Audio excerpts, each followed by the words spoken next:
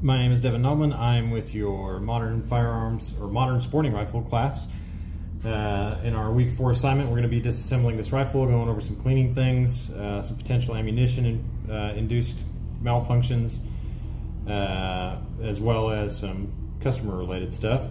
Currently, the weapon is safe. I've already checked the firearm for any form of ammunition, physically and visually, and my workspace is free and clear of any type. I have a slight malfunction.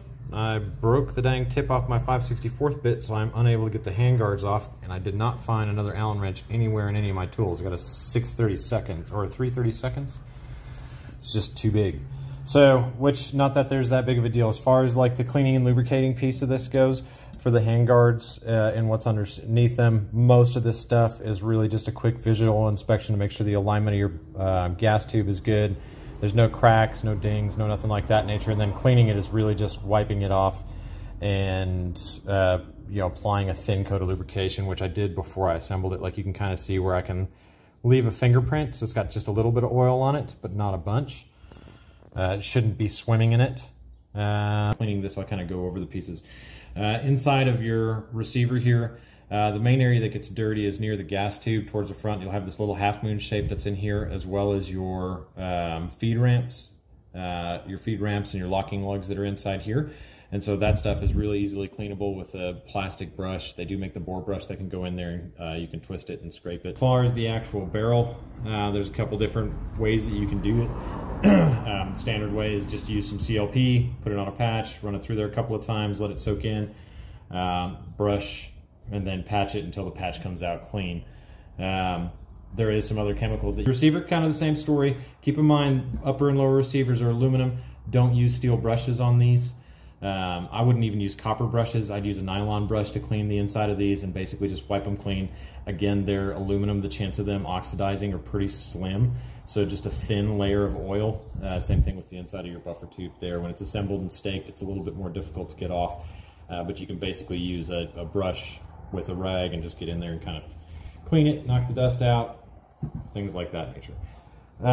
As far as what you were inspecting for in the receivers, the most common places that you're going to get any kind of potential damage really is the front here, where that hammer could potentially impact.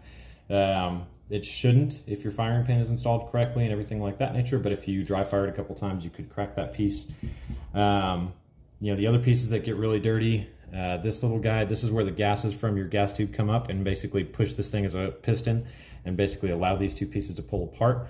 So inside here and inside here get really dirty. You can use just a cleaning rod, a brass cleaning rod, to kind of clean on the inside. These are steel, and you can kind of use the end of the cleaning rod to get the little bit of carbon flaking that happens on the ends of these things. You're inspecting these to make sure that they're not cracked. This is a very common place for a crack to occur, where the cam pin sits in, and then of course your locking lugs can also induce a failure. And then check your extractor for main keys. The only time I've ever seen anything really wrong happen is if one of these screws wasn't staked properly and started to back out and this gas key came out of alignment. I've been told that these can potentially crack. Pretty unlikely, but it can happen. Same thing with the firing pin. You're checking to make sure that the end is nice and rounded. It shouldn't have any sharp points. It should be straight. You can kind of roll it across surface to inspect to make sure that it rolls straight. Again, carbon builds up on the inside here and on the outside here. Same thing, a little brushing, no big deal. Charging handle, pretty simple. Brush and clean, light lubrication. You know, your safety mechanism and other trigger mechanism components are all kind of the same thing. You're inspecting the main wear areas, like here. You're looking to see if that starts to chip away or degrade, as well as your release and your actual hammer, and especially the surface of the hammer where it's making contact with the gun. I mean, even though I've never fired this gun, you can already start to see the shiny spots where the firing pin, when I did a couple of dry fires, is starting to wear on that over a long. If you actually do disassemble this all the way, and you don't do like I did where you stake some stuff, you'll have the detent pins that are inside your takedown pins and your pivot pin, and you're really just inspecting those to make sure that they're not wore off. They usually come with these ones, which are the brass ones. Some people will upgrade to the stainless steel. Stainless steel sometimes lasts a little bit longer, but it's going to cause more damage to those takedown pins. So that's kind of it in a nutshell as far as disassembly and a really brief overview on inspecting. Yeah, the AR-15 platform's pretty good at being able to chew through ammo. The other thing that would be really important would be to know a squib load, and that would be if there's just not enough powder to push the bullet all the way through, which feels like a very, very light recoil, which sometimes can be tough because these are very light recoiling rifles already, but it just feels really wrong when you hear it doesn't have the same audible pop and bang that you normally hear.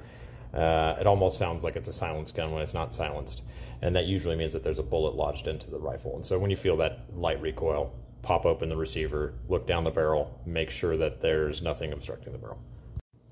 As far as whether or not you should teach somebody proper shooting principles, I think at least the basic safeties, don't point at anything you don't intend to shoot, treat all firearms as if they were loaded, don't shoot at anything you don't intend to destroy, know your target and its backstop, things like that nature. I think those are always kind of critical to make sure that your customer understands that before they take delivery of their firearm.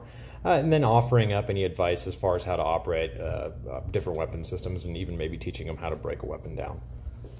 And actually one of your videos mentioned the first time cleaning, to get all the shipping lubricant, or not lubricant, but the whatever that goop is, that shipping grease. That'd be a good thing to be able to teach, and you could charge $20 or something like that for it. Last piece is firearm accessories, and understanding those as a gunsmith and being able to teach those to your customers as well. A big one that I'm probably going to do to this one fairly early on once we get done messing with it is a trigger assembly. And some of those triggers are adjustable. If you adjust a trigger assembly too far, you can run the fear of those firearms being able to go off without a finger actually on the trigger. If you get a really, really light trigger, you get those less than 1 pound trigger pulls, you can really run across some dangerous territory.